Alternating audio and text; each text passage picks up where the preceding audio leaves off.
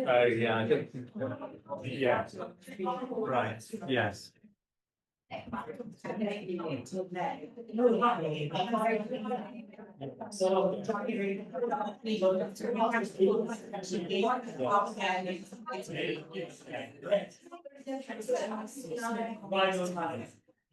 It's really nice. It's nice number actually. Yes.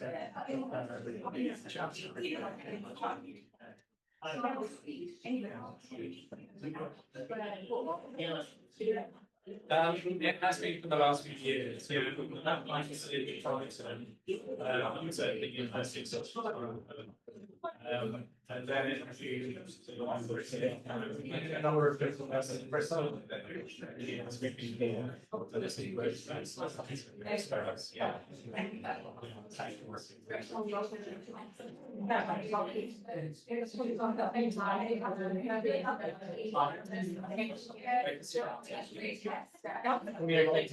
You're on.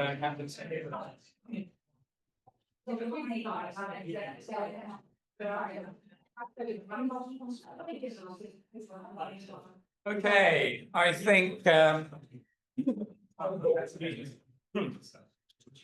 I think we'll get going. Excuse me, I've got to clear my throat slightly through this process. Okay, so welcome everybody. This session is going to be split into two parts. In the first half of the session, we're going to be talking to Eleanor Taylor, who is the Senior Commissioning Editor at Routledge. And what I'm going to do is ask Eleanor a number of questions, which I think would be interesting for people who are interested in publishing, thinking about publishing. I'm going to try to orientate those questions to people who haven't published before, you know, in terms of that kind of journey. And so we're going to take the first half of the session for about half an hour doing that. And then in the second half of the session, we're going to open it up into more of a kind of open discussion about autoethnography networks. And yeah, some of the ins and outs of autoethnography networks. I've been kind of co-convening an autoethnography network for about 10 years now. And so, yeah, it's kind of going to be a discussion based around that and what works, what doesn't work. Okay, great. So, Eleanor, thanks for joining us. Okay, brilliant. So the first question I've got is really about what kinds of things do you publish with Routledge, and also what do you not publish? So I'm commissioning editor for all of kind of the general research methods books at Routledge. So it's quite a broad remit in terms of covering quantitative, mixed methods, qualitative research. But in terms of, I'm sure what you're all interested in is obviously on the qualitative side, and that is a really key area for us in terms of the books that we showcase.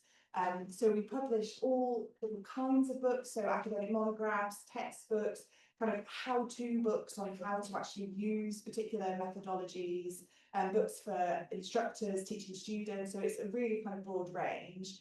And in terms of our qualitative books and kind of autoethnography books, we really kind of like to champion more sort of radical, creative methodologies, and we've got a really large number now of books that are kind of are doing that. So I'm really pleased that we can sort of support that kind of research. In terms of what we don't publish, I guess we're going to touch on this a bit more later, I think, but we are an academic publisher, so I guess we're generally publishing books for an academic audience. We don't publish so many books for kind of more of a general readership, but in terms of, you know, the other parameters of what we do, it is very broad, and we are always keen to sort of like I say, kind of showcase that more radical up and coming research. So we're very open to kind of pushing the boundaries, I guess, with our publishing. And I would say our published authors are at sort of all stages of the research journey, from more kind of early career researchers to much more senior academics. We publish globally, so we have authors from all over the world. We sell our books all over the world. So that kind of gives you a bit of a snapshot, so I'd say, of sort of what we do. So you're open to kind of more experimental kind of stuff that's pushing the boundaries a bit. Yeah. Absolutely. I think that's been sort of really important part of our course and publishing program for a few years now. And so when you think of an academic book, you maybe think of a book with 10 chapters and, you know, references. And obviously we publish lots of books like that, but we also publish books that use much more kind of creative artistic methodologies or in different formats. So if you're thinking about publishing, you don't need to publish in a traditional format or in a traditional way. There are lots of other things that you can do in terms of how you approach your writing that we would still be really happy to work with you on. And if people wanted to get some kind of examples of those different things, would they just go to your website and just type in kind of what would be the keywords that would lead them to some of that? Yeah, so if you type in Autoethnography, you definitely find most of our relevant books. And we also have the brilliant Writing Lives Autoethnography series, which is our Bochner, Callan, Ellis and Tony Adams, and there's some brilliant examples in that series. But also, you know, get in touch and have a discussion about what you know, even if it's just an inkling of an idea, and then we can talk to you about that, maybe recommend examples that sort of would be useful, and sort of have that initial discussion about what you might want to do. So that's sort of leading into my next question, really. So which is really about what advice you would give someone who has an idea of something they would like to publish. Can you take us through the processes of first contact? Sure. I mean, I would say don't hesitate to get in touch. So I sort of run the whole research methods program, and I work with another editor, Adam Woods. So you can email us. I've got business cards next door, so come and grab one of those. You can find our details on the Routledge website and just have a conversation, even if, like I say, it really is just a kind of initial idea at that point.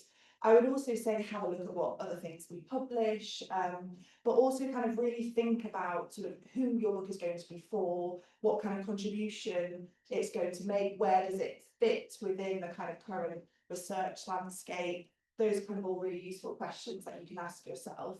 And then there's certain practical things as well that you might need to consider if you're thinking about the book. So, you know, what about time commitments, that kind of thing? It is a big undertaking, and I would say, especially if you're looking at a kind of an authored book, maybe an autoethnographic book, that is a big sort of undertaking, and you need to think about how you might fit that in with existing commitments and what kind of time frame you'd be looking at for that. But in terms of kind of how you sort of start the process, so you would usually sort of reach out to me or an editor you want to work with, sort of have a conversation about your idea, and the first kind of concrete step is to put together a book proposal, and essentially that's a kind of summary of your plans for the book. So you might kind of, you summarise the content, you'd have a table of contents with chapter abstracts, you kind of have a rationale for the book, you might talk about readership and audience and who you're aiming the book at, and then there's a few kind of more technical, practical things like how long you think the book will be, what sort of time frame you're looking at. So we have lots of guidance on putting that book proposal together that we can give you, and also we're happy to look at drafts, we're happy to develop it with you so that you come up with a kind of a good solid plan for that book that you want to embark on. And then once we have a sort of full book proposal that we're happy with, we send that out for peer review. And that's a really important part of the process, because obviously, you know, we'll assess it as Routledge editors, but, you know, I'm not an autoethnographer, I'm not an academic, so we reach out to kind of experts in the field or peers, colleagues, to really get some constructive feedback on your book proposal, and we kind of oversee that process and collate that feedback, which we'll then be able to share with you and discuss with you. So that's a really helpful process in terms of sort of developing those plans. And a book proposal is stage one, so we absolutely will expect a book to continue to develop as you're working on it, and you know, you might also get further feedback during that writing process, but that's the kind of initial stage. And then we have a kind of internal process at Routledge where once we've been through that peer review process, I would sort of present the plans for the book to an internal sort of panel of colleagues from editorial and sales and marketing. And all being well, they give us a big tick, and then I can offer a contract for publishing. And as an editor, I would work with you through the entire process. So it's not just that commissioning stage. Once your book is contracted, we stay in touch. I can give feedback, or I can leave them alone. Some people don't like an editor emailing them every month saying, how are you getting on? Some people do like to have that kind of that feedback and that support. So it really depends on how you like to work. But I would work with you throughout that process on delivery of the manuscript, on sort of handover to our production team. So when you're writing a book, your editor is really your sort of first point of contact all the way through the process, and they're there to support you and advise you in whatever way is helpful, I would say.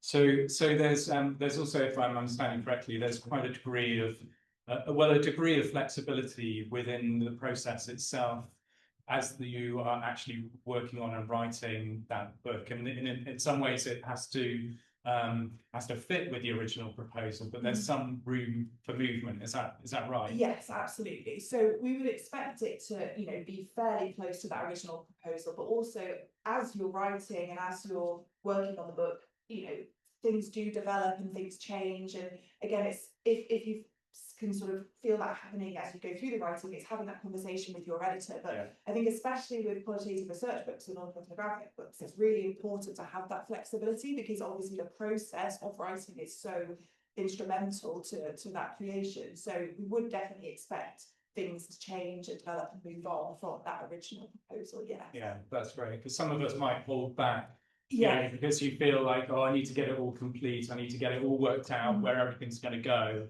and life just doesn't work like that. Like people don't work like that, do they? So yeah, having something, a proposal, this is the direction I want to go in, but there's kind of there's the process as yes, well. Absolutely. Yeah, brilliant. The next question, I mean, you've spoken to it a little bit already, but I think it's good to come back to. Is it important to think about audience, was the question. It is. I mean, I think it's quite challenging in terms of defining your readership, but I think it is about sort of assessing where your book fits and as I say, kind of what it's contributing. And I think certainly with autoethnographic work, it's so broad and people are coming at it from so many different angles, and there is absolutely scope to do that, but it's also thinking about how it maybe fits within that community. And I think sort of consider tone and level as well. That's really important with writing. So obviously, like I say, we're mainly an academic publisher, but books like this, you want them to be accessible, you want them to be engaging. So you probably are going to write differently to maybe how you would in a journal article, for example. And also with a book, there's really scope to kind of develop your ideas in a much more in-depth way to an article. So I think that's one of the real sort of joys of writing a book, is that you do get to take things further than you ever could in a paper. But I think sort of really kind of thinking about your style and your author voice, whilst also kind of recognising where does this fit and who am I writing this for, essentially. And many of our books are obviously read by the academic community, but you know, they're important for students as well. Sometimes they might be kind of, you know, that might be what inspires them to get into autoethnographic research, for example. So I think it's about just thinking about who you want to capture with your writing. And that could be, and the kinds of work that you publish, that could be like very different audiences in one sense. I'm thinking about, you know, for those of us who are sort of interested in using autoethnography and autoethnographic methods to speak to an already existing stream within academia, so that don't so much use autoethnography, and yet you're saying actually this is a contribution that you need to take account of right through. So that might be kind of orientated to a particular academic audience, but then you may have a book that is more orientated to like first-year undergraduates and would be perhaps a very different kind of tone in one sense. Yeah, that's it. And I think you know, again, that's where maybe looking at examples of other books that we publish is useful. So if you're saying, well, okay, I want this to be something for students, then we can advise you on how you sort of create a book that is accessible in that way and that sort of meets the needs of that audience. So again, you can have that conversation with your editor to really refine who you sort of want the book to be aimed at, I would say. Yeah, great. So I want to talk a little bit, as you know, I want to talk a little bit about price. So could you tell us a little bit about how publications are priced? Yes, so sadly, it's not something that I get to decide. We at Routledge, obviously, we publish in a ton of different areas across all sorts of disciplines, and our pricing strategy is essentially decided kind of at top level. So we have different what we call text types, and that might be, you know, an academic monograph, it might be a textbook, but we have these kind of internal classifications that we apply to each of our books. And based on that, we have a kind of pricing structure that we apply.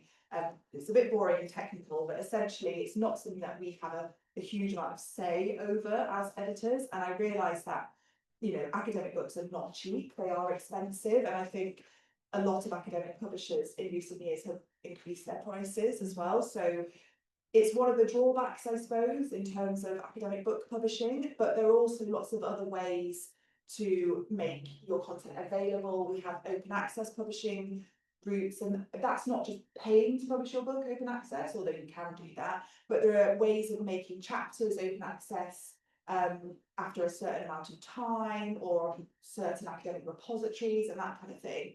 And also I would say that the actual price that your book is, it's always discounted. So there are always discounts on the website, there are always discounts on Amazon, you know, from other booksellers. So there are ways to kind of make it more accessible, but yes, it's definitely, I would say our books are expensive, and it's one of the challenges, I guess. Yeah, and it's good for authors to realise that, to kind of see, you know, so your expectations align in terms of what you're working towards and what producing, in terms of what the pricing is going to be in the end. That probably, you know, your grandma's not going to be able to afford to buy it. No, although what I would say about your grandma is you get a certain number of free copies on publications. Okay, yeah, that's true. One of those.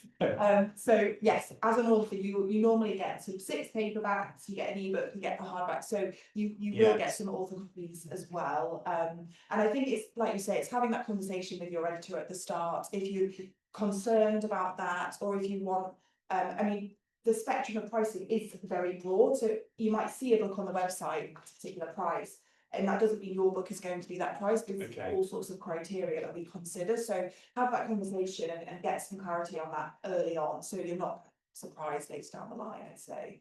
And then if your desire is to publish for a more general audience, the options that you've talked about are essentially open access kind of chapters and things like that. Is there anything else? Any other way of doing that? Or we do, so we don't really publish for a general audience as a matter of course. We do have the odd book or the odd series that is more aimed at a general audience, and again, it's sort of having that conversation with your editor. But I would say, you know, probably Routledge might not be the right publisher for you if you want to really solely aim at that kind of broader general audience. And there are lots of other publishers, sort of more trade publishers out there that you could consider. Although I would say that route can be very challenging. Most people need an agent to even get anywhere near a trade publisher, so it's not easy. But we do have series at Routledge that also kind of are more accessible to that kind of audience. So just one example, I work quite closely with the psychology team as well, because we kind of sort of part of the same wider team. And there's a series called Psychology of Everything, and they're sort of short, accessible books about, you know, psychology of gender, psychology of fashion. There's a whole range, and they are more pitched at a general audience. So it's not a kind of concrete, we don't do that, but it's definitely more unusual. And I think there are maybe other publishers that do more of that, or there are other publishers on the trade side that, you know, obviously that is what they do, but it can be challenging to actually get sort of beyond the gates of those kind of publishers, I'd say. Yeah, so again, it's important for prospective authors to know what it is that they're looking for, what they want, and then, what is being offered and afforded by, by Routledge. Yeah. One more question, and then I'm going to open it up to any questions from the audience. So just be thinking if you've got something you want to ask. So the last question is, how is autoethnography publishing different to more traditional research-based monographs? I mean, obviously the style and format can be and often are different. So, and I think many of our books, they're to inform, they're to educate, but autoethnography publishing, it is obviously drawn from personal experience. It's the author's own journey, and it's not just the product, it's also the process of writing that book. So I think it is a very different experience, and it does require that kind of self-awareness and self-critique, I think, as you are writing, because it's so personal that I think taking a step back from that work to kind of reflect on it and have that kind of self-critique is a really important part of autoethnography publishing. And I guess it's also thinking about the wider context of what you're doing in that book, and again, sort of taking a step back and considering that as you write. But like I sort of mentioned earlier, you can be very creative. We've had authors sort of stylistically do really interesting things in a book. You don't have to follow a traditional format. We have lots of different, we have poetry, we have song lyrics. There are lots of creative things that you can do, and yes, it's a printed product, but you can approach it in lots of different ways, in a way that kind of works with you as you go through that process. Yeah, that's brilliant. It's really good to hear. Okay, so let's open it up to any questions for Eleanor about publication. Yes, Jen, I come to you. Hi, so I'm always curious, just personally curious, what would be an initial print run of that kind of, the publication, somebody maybe an early career researcher, somebody probably less well known? Just curious, just out of interest.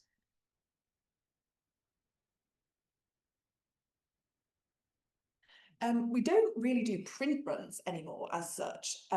So that's the kind of the way things have gone generally in academic publishing. So we don't print 500 copies and have them in a warehouse. We kind of print our books on demand, which is actually, it's much better. It's better for the environment. It's better in terms of the logistics. So if somebody orders a book, it is literally printed on demand and sent to them. But I would say for a kind of, if we're thinking about a qualitative research book, for, like you say, an early career researcher, it's so hard to say. I mean, it might sell 200 to 300 copies, or it might sell a lot more than that. We do have books that have done incredibly well and have sold thousands and thousands of copies. So I think, again, it really depends on how that book is received. We've got lots of award-winning books in our catalogue as well, and often they do obviously brilliantly well. So it's kind of hard to put a number on it, to be honest. But I suppose what I would say is, you're not going to be on the New York Times bestseller list, probably. You're not going to make a fortune. You're not going to become a millionaire. But I think that's not why people write academic books, I don't think. It's more about sort of sharing your research journey, with that audience. Or only selling a couple of 100 copies, I still think that's an important contribution. There wasn't any quantitative. I was just interested Yeah. to know how it worked out. Or it was just curious to see. Any questions? Yes. Thank you. Forgive me for maybe my ignorance, but do you make any money out of doing this in terms of, like, as the person who's written the book, like how Gal wants a dope? So I'm thinking, how do you get anything, if anything, and how does it work in terms of that side of things? Thank you. So when you sort of agree your writing contract with your editor, that kind of outlines, author responsibilities, publisher responsibilities, but it also outlines the royalties arrangement. So we kind of offer a royalty, and it's usually, again, kind of based on level of author experience and also kind of prospective sales and the sort of, how we think the book will sell. But I would say it starts at 5%, but it can go up to 10%, sometimes higher. So that's a conversation, and again, a negotiation. And I probably shouldn't say this as the publisher, but you know, you don't have to say yes to the first royalty that you're offered. You can have a conversation about it. Yeah. So if you are ever having those conversations, you know, you can talk about that.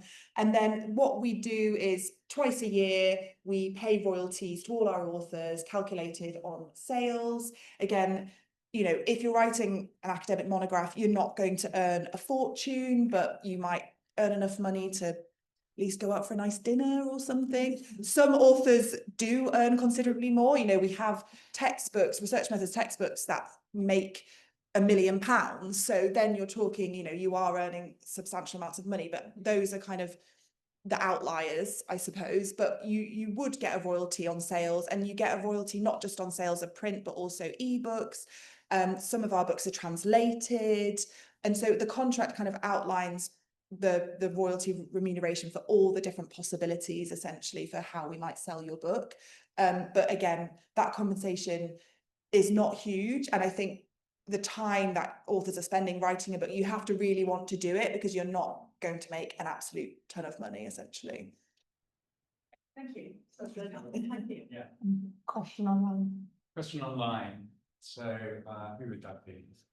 Bethan. Oh, Bethan. So Bethan, do you want to speak that question, or would you like me to do it? Yeah, I'm happy to speak if the connection is good. Can you hear me? Yeah. Yes. Thank you. Lovely. Written loads. So just a question about creative methodologies. Obviously a book is in printed form.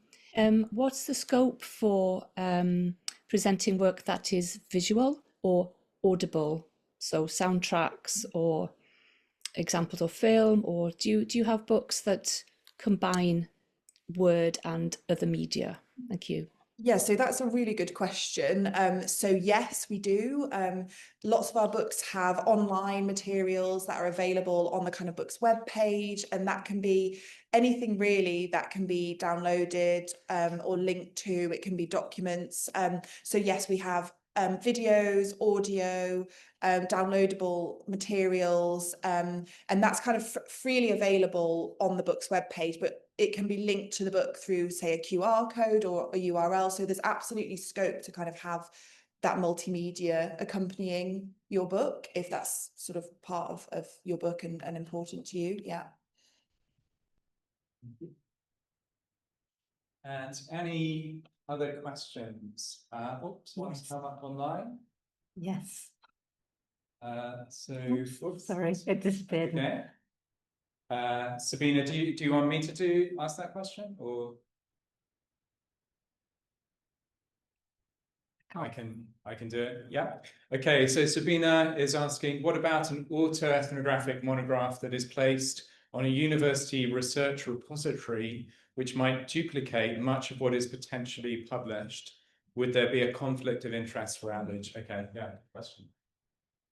So there's a lot of guidance on this on our website, but essentially, no, you can do that. It sort of falls under our green open access publishing model, which means that, you know, you are allowed to host your manuscript on a kind of internal university repository. What we don't want you to do is kind of make it freely available to everybody online, because that would sort of breach the copyright, but you can share it, and there are various rules as well. So there's, if you want to share it more broadly on more open academic repositories, you can do that, but there's a sort of embargo period, so it might be 12 months or 18 months after publication. So it's a bit technical, but we've got a ton of guidance on that, and it is possible to do it. There are kind of various ways that you can share your publication sort of, you know, more accessibly in that way. So yes, you can do that. Okay. Any other questions, either online or in the room? Any online? Okay.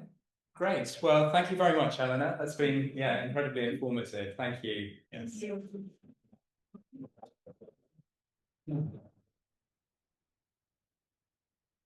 Good.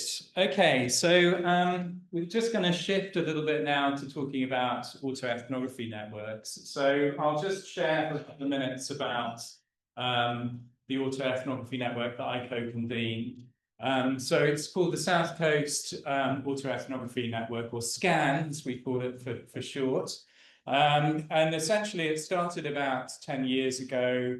Some colleagues at Brighton University initiated that. And it's moved from a kind of more of an in-person network. Pre-COVID, we would meet quite often. Well, often I say every 6 weeks or so, or something like that, to really share work in progress. And that was the main kind of model that we had. People, submitting some form of writing or whatever at various stages of development, sometimes not developed very much at all. And our kind of group would read that, and then we would meet together and simply give feedback, ask questions, explore more what the research of the author was saying.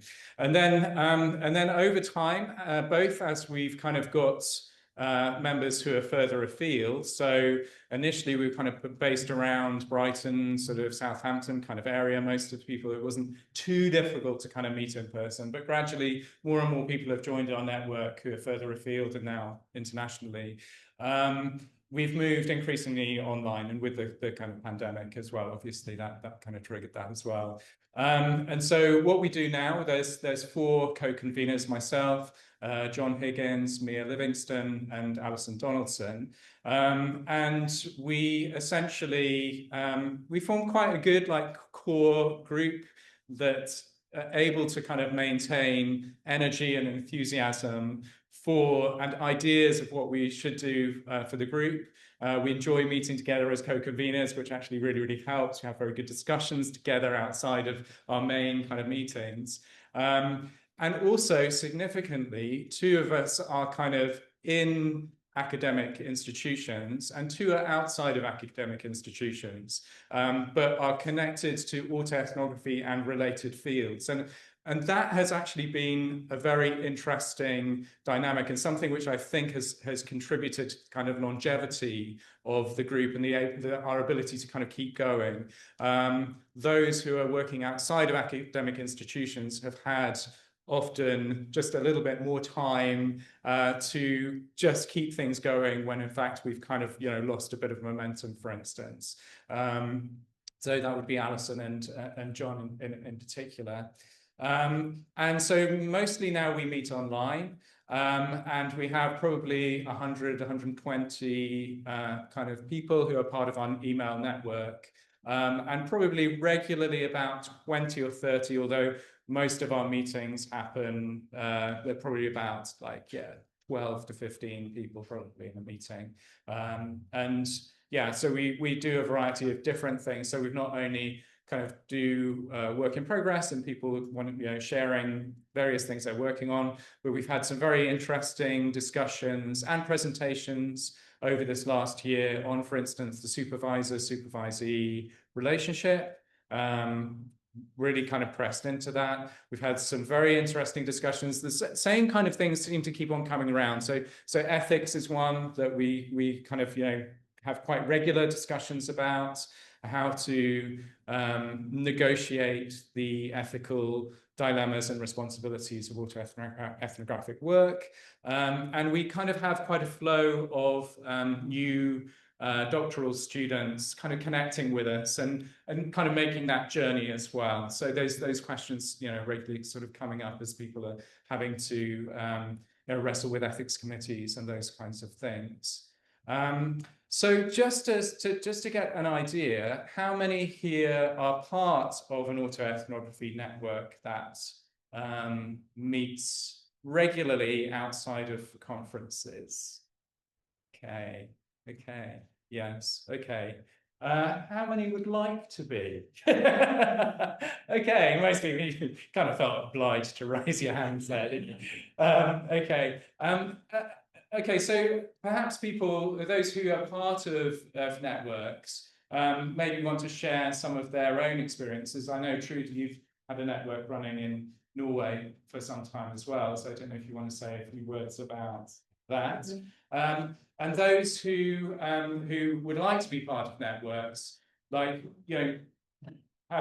think about some of the questions that you maybe have about, networks generally.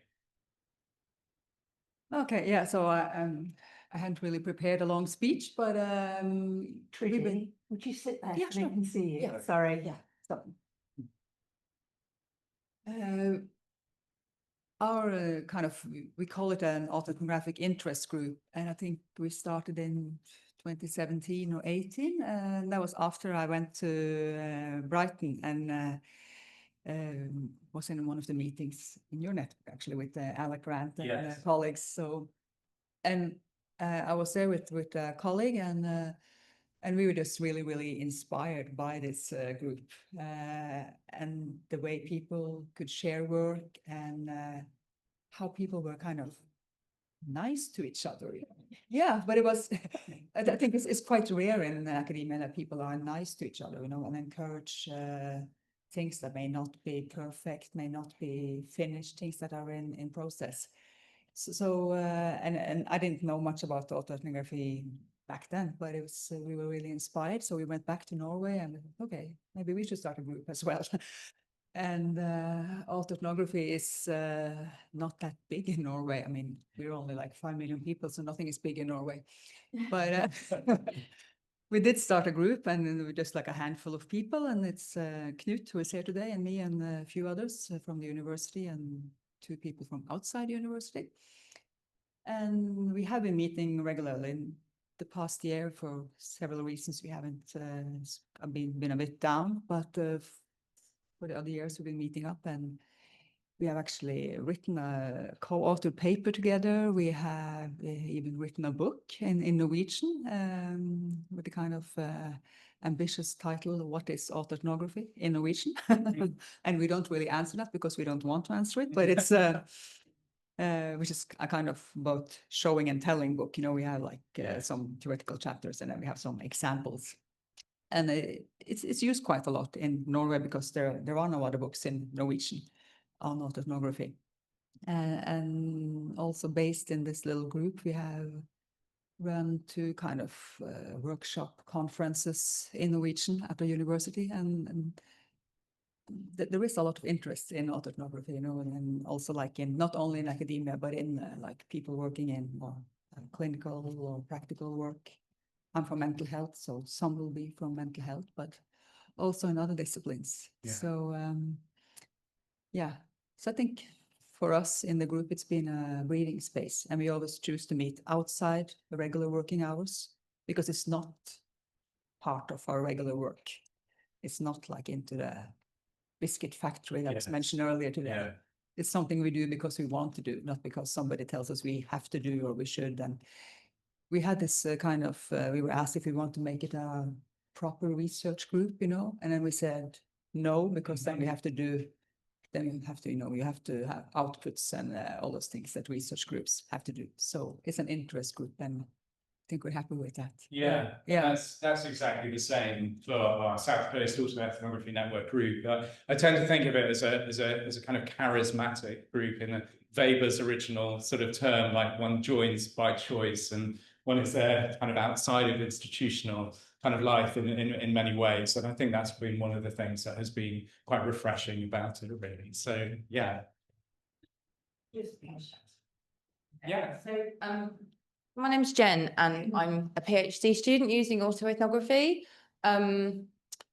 I've got somebody I met at a summer school earlier this year who's also using autoethnography, and I've just spoken to them. If there's any other PhD students using autoethnography or general kind of reflexive creative methods who'd like to join us for an online meeting, we're trying to keep the group small, and we're also trying to keep it to PhD because I think it's a very specific stage of study for in a career, and it's more of a kind of a peer sharing rather than mentoring and leading others, because obviously we're still figuring it out. So if you'd like to join, come and find me and we can swap emails. We haven't actually met yet, so it's very much kind of at beginning planning stages. So yeah. Okay, great. So specifically, students. Yeah. Students. Yeah. They don't have to be based in using them, but I think doing that PhD, and that's getting involved online. Yeah, But, yeah, it's just to kind of get using what they can have a flexible process where this year. Yeah, great, excellent. I'm going to jump on a few people, not literally, but I noticed a few hands go up, and Tony, your hand went up when you were part of an autoethnography network. Can you just tell us a little bit about that network? Yeah, absolutely. Yeah, and in a sense, like what it allows for in some way. The non-conference one. Yeah, Non-conference. That's a hard question for me because so many of my relationships are grounded in autoethnography and started in autoethnography. So I would say that my everyday network of autoethnographers consists of 20-25 people that we always regularly meet just to talk about life and projects. And so it's a much more organic, but it's been going a long time. Nothing formalized, but definitely they are the people I go to for everything. so kind of like Friendship and actually, I would say art. A lot of many students from Art Bachner and Carolyn Ellis. It's just sort of their folks who've worked with them. We've just are very tight. That has been our informal network, and we Zoom a lot. And yeah. Yeah, great. It's good to hear about the different forms that a network can take. Anybody else want to speak out of their experience of being part of an autoethnography network?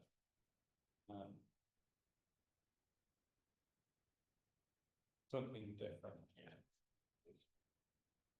Yes, so I was Mai and in Edinburgh we had a writing group, autoethnographic writing group on loss, and it's actually I feel a bit so it was Jonathan and Karen who like called it into life. So I am speaking kind of they organized it, but I was part of it, and we met I think four times only or 5 times in total, and it was called Writing Through the Seasons, and we were I think 10 people, and everyone had come with some loss that like we didn't even speak about in the beginning, and I was just really amazed at we were only writing to each other and responding and only in those hours, and that was really incredible how connected you could feel through the writing and responding, and how deep it went, even though we didn't know each other before. And there was no like need for small talk or anything, which often is so difficult with grief and loss, and was just really powerful experience. Yeah. So how many people were part? I think 10. 10 people, okay. Yes. And was there always something that was going to be, I mean, it's interesting that it's centered around a very specific. Yes. It's really nice. And was it always going to be something that was not going to last forever? It was going to be. Yes, for I a think season, so. a nice Yes. seasonal network. Yeah, I think it lasted longer than it was like they didn't know, they just started it. Yes. And then like we thought, oh, we want another session and another, but yeah, it wasn't meant to be forever, I guess. I think that's a really good and interesting point. You know, if you are thinking of setting up a network, it doesn't have to be a lifelong commitment. So just, you know, like, you know, the network that I've been co-convening, it just happens that we've had this kind of rolling presence in one way, and that's partly to do with just the luck of having the right people around at the right time. You know, there's other networks which kind of come and they go, and that's good as well. Yeah. What about any questions of people who are not part of an autoethnography network? Do people have any questions relating to kind of what works, what doesn't work, those kind of things? Or the challenges of running a autoethnography network? Yeah, Jim. This is kind of going to speak to the previous point, if that's okay. Yes. So I'm in the process of thinking about starting a practice as research network. So there is a practice as research network, and taking this notion that practice is, or practice research, including autoethnography, is, what's the phrase? kind of embodied, tacit, imaginative, intuitive, affective, sensory. But around that particularity of embodied researcher well-being, if you like, particularly when researchers are exploring issues that are highly affective, maybe triggering or traumatizing, how they have access support with others who are processing material, I guess, their own or others, and how these groups could work in that way, not only to fill the gap of institutional ethics, which quite often doesn't address the ethics of embodiment, where the researcher is the conduit. And in that space of a lack of ethics, I think there's perhaps an ethics of care around the particularity of what these networks could do, possibly. Yes, yes. So, so you're wanting to initiate to start. Yeah, I've suggested to Nicole Brown. This is all in discussion. Who recent volume is Embodied Inquiry. Yeah. That she considers me setting up a network under the umbrella of practice as research. Yeah. So it includes autoethnography, but I think there's other embodied or performative methodologies that work in similar ways, perhaps. Yeah. So, and you will be open to people connecting with you over the conference if they're interested in exploring that more. Yeah, brilliant. Yeah. Jamie, got Bethan online. as Oh, well. Bethan. We'll go to Bethan and then Pascal. Did you have a question? Oh, Thank you. Yeah, just a couple of things. One is a general thing. If there's somebody in the room that's speaking, we don't know who they are, and there's a load of us writing in the chat, oh, I'd love to get interested in that. How can we contact these people? So I think maybe I'm speaking on behalf of the people in the chat group. Could we be put in touch with, I think there's a Jen who was the PhD thing, and then there was somebody just now who's, sorry, a name I didn't catch, about the practice as research. Tim Stevens. Sorry? Tim Stevens. I can get Stevens, but not before then. Tim. Tim. Tim Stevens. Yeah. Okay. Is there any way that we could get email? Maybe this comes at the end of the conference, but anyway. And then I'm also going back to the previous comment, Jamie, about different groups. So I don't belong to an autoethnography support group as such, but it's a narrative inquiry one, and it's Caninet. Maybe some of you are familiar with that. It's a narrative inquiry, collaborative narrative inquiry, and maybe the format it takes might be. I have some inspiration for people at the end of whoever's introducing their work that day, rather than give more of academic feedback necessarily. People go into a 10-minute of writing response. Maybe it's an embodied response or a reflective response, and then they have the opportunity to speak, to read out their text, which contributes. It's kind of it's a really beautiful form of feedback about the work and how it's touched them, or maybe it's taken them to another place in their own understanding of their own work, whatever it comes out as. And I presented in this group for the first time last week, and I was so bowled over by the response I got from my work, and I found it in a way more enriching than the feedback I've had from other conferences in the past. And then generously, the people who read out, they then can send you their written pieces, and you can dwell on that. And it's very it's kind of heartfelt work. So maybe for those who aren't familiar with that, maybe it's something you can add to your already existing groups. Thank you. Yeah, that sounds great, Beth. Yeah, thank you. So I'm just wondering whether, Tim, would you be willing to just come and type your email address into the, or to Share it afterwards. Okay, yeah, and I don't think Jen is here anymore. But anyway, we'll share those. Yeah, those email addresses. Make sure that you are able to connect with the right people. Yes. Do you want to say something? So, say who you are. Hello, my name is Pascal, Pascal Vachnik, for those online. No, it was just a comment on what you were saying, and I've really liked the ethics of embodiment and of care. And I was wondering if there's lessons that can be taken from other professions like psychotherapy and psychology. How can we find a better way to address the re-traumatization or the vicarious trauma that we all are experiencing from time to time. So really having a more caring more caring care of ourselves in a way. Yes. Yes, thank you. Yeah. Tim, did you want to speak to that at all? Don't have to. Yeah, okay. Okay. Yes, Eleanor.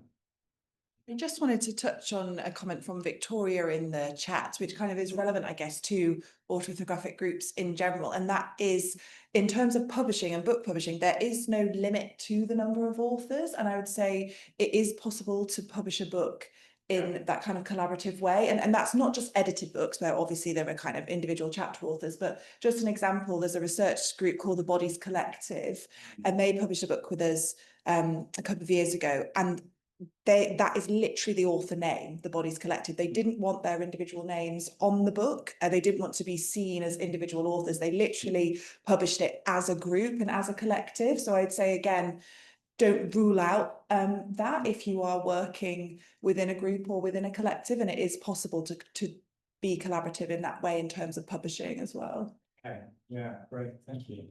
Candice, if I missed any other No. comments, then I only yeah. just came in, so. Okay, good, good. Okay, anybody else want to share, either from experiences or other questions about networks? Oh, I tell a lie, there's 2 new ones. 2 new? Okay, nice. Oh, and Sasha as well.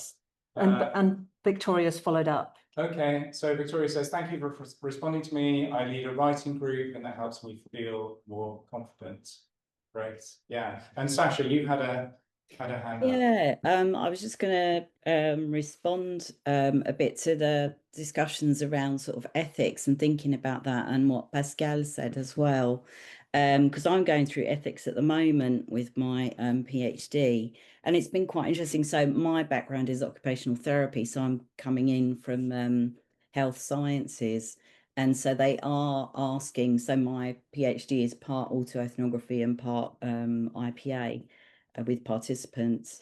And for the autoethnographic part, they're asking me to do a risk assessment for myself as well, which is really interesting. So I don't know if that's because it's within health professions and they're sort of very concentrated on that, or whether that happens in other sort of disciplines as well. So just to share, you know, what Pascal's question around, you know, how that works. And also I did a presentation recently on researcher well-being, and I found a couple of really interesting articles around doing emotionally demanding research and looking after yourself within that. So there are a couple of networks. I could put some links online, but there was a Scottish network that produced a sort of a guideline kind of document and recommendations for like how we look after ourselves and each other as researchers who are doing research that is emotionally demanding. You know, things like recognizing signs in yourself and others, managing and reducing the risks of secondary trauma. So, you know, already perhaps having experienced trauma, but then a secondary trauma from, you know, thinking and talking about it again, and grounding techniques and coping strategies. So it was just to share that really, and say I can put links in the chat there if people are interested. That sounds great, Sasha. And yeah, there's people who would very much like those links, so if you can put in there, yeah.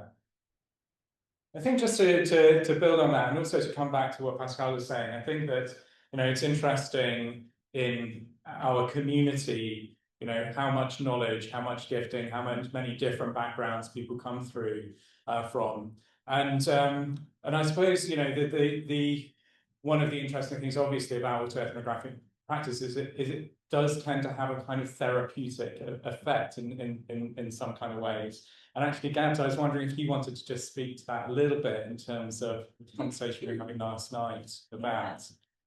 So just say your name. Yeah, of course. Hi, I'm Gabs. I'm a counsellor, and I also teach on the Masters in Counselling and Psychotherapy at Keele University. So we have autoethnography has become really popular with our students, which is great. We're chuffed. And we're noticing how, for me, I really have to try and own for me here. For me, when I completed my autoethnography, it fits so well with the profession that I'm in, because there's such that therapeutic side of exploring self, exploring my story, and actually for the first time having validation in my story. And I find for a lot of clients therapeutically, that is such a huge part of their therapeutic journey, you know, having that space for the first time where we want to hear from that person and their story. So I can't actually remember, Jamie, what you asked me to talk about, because I'm just so passionate about this.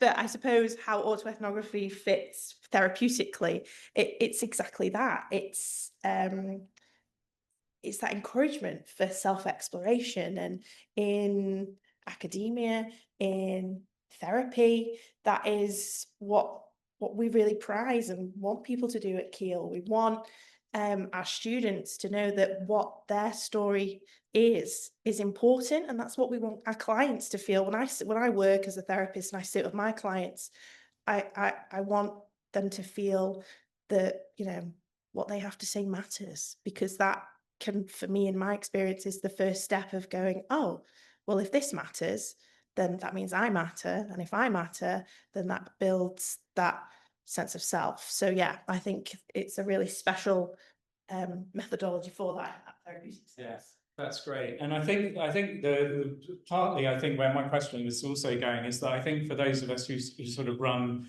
autoethnography networks, who carry some responsibility for a group, and yet don't have any training in any kind of therapy or counselling, whatever, sometimes we feel like we're way out of our depth. And that's why I'm just picking up on the fact that they're, you know, building on Tim's saying, you know, various people here who do have that kind of training, that kind of knowledge, and your contribution to these networks is really, really valuable. Because people do experience breakthroughs, people do experience them as therapeutic kind of gatherings, and yet for those of us who are kind of carry responsibility, there's also kind of nervousness about that, because it's like, hang on, what, you know, I'm not a therapist. Yeah. And so I'm a person-centered therapist, and it's a person-centered course, and I suppose we're very famous for not giving advice. But I'm going to give you some advice. And my advice would be, we work off the teachings of Carl Rogers, a humanistic therapist, and the core conditions that we work with are empathy. So that is, you know, being empathic to those who are sharing with you, unconditional positive regard, that if you're feeling like you're being met, and you're being met with that positive regard, and congruence. Now, sometimes people can use congruence as an excuse to be rude. It's not an excuse to be rude. It's sitting with what's coming up for you and holding that if it's uncomfortable, comfortable. So I think if, you know, you don't have to be a therapist to extend the core conditions. You can be empathic, you can offer unconditional positive regard, and you can be congruent and true to yourself. And I think they're the, if you can hold that in your interactions, then I don't think you have to give advice, if that makes sense, therapeutic. Yeah, that's brilliant. I really value that, and we value those, like, you know, for people like yourself working in this area, to just be voicing that to those of us who, yeah, don't have that kind of background. Yes. I think we have more time for perhaps one more question. Yeah, you could just say your name. Hi, my name's Bina. I am a trainee clinical psychologist. I just wanted to give the perspective of coming as a student in a doctoral college that doesn't speak or even know about autoethnography and what a challenge it is. So I actually think this conversation that we're having today is super, super important because I think my university has spent more energy in saying no than they have saying yes. And I think this is what we're talking to here. We need, it's being a collective and being really strategic and organized against what we're kind of fighting for, I suppose. And being a sole person to do that, which I have been for like a year and a bit, it's been really exhausting. And I just don't have the knowledge, expertise, or the power. And working within clinical psychology, NHS, it's all hierarchical and it's all power-based. And I think when we're thinking about uniting and being collective, it's about how people who are in a more powerful position, who are published and all those kind of things, could extend that to people like me who aren't. So I think let's use the knowledge that we already have as researchers and also these social movements, and it's about how we share it and be really strategic in it. And that, for me, being a nobody in some ways, like I mean that in the kindest way, I kind of rely on the structures. So at the moment, the structures would be, it would be so much easier for me not to do an autoethnography than to do it. And then it relies on people that are just really trying to fight. And so if you want new blood within autoethnography, it's not enough just to be really innovative. You're not calling people in enough because it's more than an ideology. You need to be able to put the energy in. Yeah, great. Thank you. Yeah, thank you. Yes, and that is a good place to finish, I think. I think it's about connect, and connect. And yeah, in many different ways. And I think that's a really good thing that's come out of today's session as well, is kind of just, and I was hoping for that, a kind of taster of there's different ways to connect for different purposes, for different reasons, with different groups. But those connections are really, really important. And many of them will be kind of outside of institutions or pan-institutional social movement style kind of, groups. So yeah, do connect and continue these conversations about connecting and forming new networks. And of course, you're very welcome to join South Coast Autoethnography Group. But it's not an advertising thing for that. They need to be different groups. Okay, great. Thank you, everybody. Yeah. And I think it's lunchtime, is it? Yeah, that's fine.